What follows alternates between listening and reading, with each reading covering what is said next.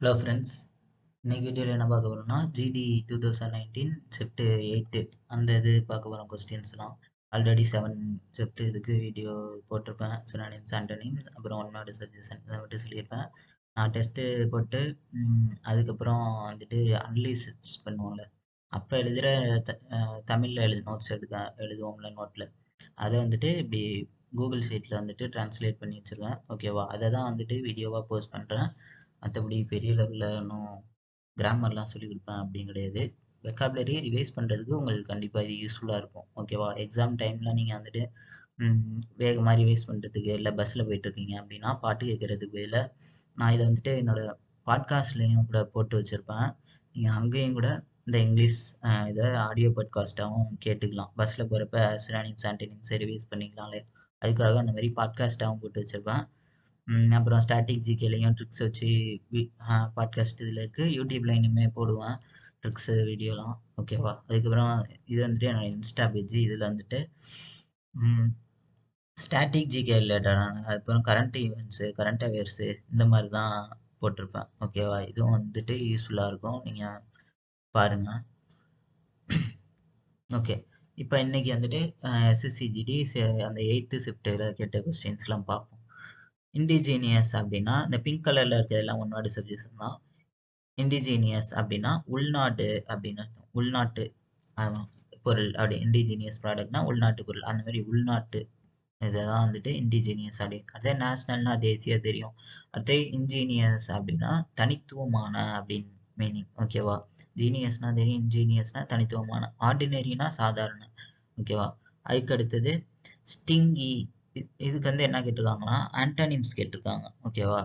இதுக்கு வந்துட்டு ஆன்டானிம்ஸ். ஸ்டிங்கி அப்படின்னா எத்தனை பேருக்கு கஞ்சன் அப்படின்னு மீனிங் தெரியும் அப்படின்னு கமெண்ட்ல பண்ணுங்க. அடுத்து ஜெனரஸ். ஜெனரஸ்னா நம்மளுக்கு இது தாராளமாக இருக்குது. அப்போ இதுதான் வந்துட்டு ஆன்டானிம்ஸ் கரெக்டாக. அதுக்கு அடுத்து ஸ்கின்னி அப்படின்னா ஒல்லியான. ஆமாம், ஸ்கின்னி ஃபிட் அப்படின்னு ஜீன்ஸ் பேண்ட் எடுக்கிறப்ப பார்த்துருப்போம். ஸ்கின்னி ஃபிட்னா ஒல்லியானது, பென்சில் ஃபிட்டு மாதிரி இருக்கும். அடுத்தது சீப். சீப்னா தெரியும், மலிவானது. மீன்னா சராசரி, ஆவரேஜுக்கு மீன் மீடியன்னு போடுவோம்ல, அந்த மாதிரி மீன்னா சராசரி. இப்போ ஸ்டிங்கிக்கு மட்டும்தான் எனக்கு எக்ஸாமில் மீனிங் தெரிஞ்சிருக்காது, கஞ்சன்னு. ஆனால் ஓரளவு இந்த ஸ்கின்னி, சீப்பு மீனிங் மீன் இதெல்லாம் வந்துட்டு ஒரு மாதிரியும், இந்த ஜெனரஸ் மட்டும் ஒரு தனித்துவமாக தெரியுது. அப்போ அதுதான் ஆன்சராக இருக்கும்னு மேபி நான் போட்டிருப்பேன் எக்ஸாம்பிளில் இருந்திருந்தா.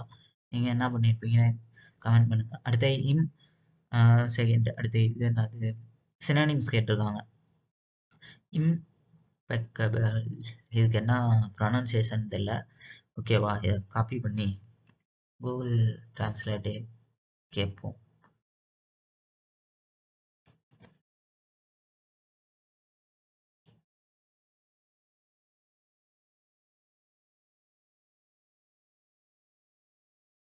impeccable, ஆடியோ கேக்குதான்னு தெரியல. சரி, இதுக்கு வந்து அப்பழுக்கற்ற அப்படின்னு இருக்கு, குற்றமற்ற அந்த மாதிரி மீனிங் போட்டுருச்சுல. இதுக்கு சினானிம்ஸ் கேட்டிருக்காங்க. குறைபாடு இல்லாத, குற்றமற்ற. ஓகே, இதுக்கு வந்துட்டு இம்பர்ஃபெக்ட் அப்படின்னா அபூரண அப்படின்னு இருக்கு. பூரணா. இம்பர்ஃபெக்ட்னா பூரணனா பர்ஃபெக்ட், அபூரணனா இம்பர்ஃபெக்ட். அடுத்து ஃப்ளேவ்லெஸ்னா குறைபாடற்ற. நம்ம அதான் படிச்சிருந்தோம், குறைபாடற்ற இம்பெக்கபிள் அப்படின்னா. அடுத்து ஸ்மூத்னா மென்மையாக இருக்கிறது தெரியும், க்ளீன்னா சுத்தமானதுன்னு தெரியும். இதுக்கு வந்து சரியான ஆன்சர் ஃப்ளேவ்லெஸ், குறைபாடற்ற. ஓகேவா? பார்த்துக்கோங்க. தமிழ் மீனிங் தான் ஜஸ்ட்டு நான் சொல்கிறேன். அடுத்தது ஒப்பேக். ஒப்பேக்னா ஒளிப்புகா அப்படின்னு சொல்லுவாங்க. அதுக்கு என்ன கேட்டிருக்காங்க, ஆன்டனிம்ஸ் கேட்டிருக்காங்க. இது வந்து டிரான்ஸ்பரண்ட். இந்த ஒப்பேக்கு டிரான்ஸ்பரண்ட் வந்து சுற்றி சுற்றி கேட்டுகிட்டே இருப்பாங்க, அதனால் நல்லா பார்த்து வச்சுக்கோங்க. சரி, இப்போ இந்த ரிமைனிங் மூணுத்துக்கு மீனிங் பார்த்துக்கோங்க. டர்பிட்னா கொந்தளிக்கிறது, கொந்தளிப்பான. அடுத்தது ஃபாகுடு அப்படின்னா மூடுபனி தெரியும், ஃபாகு.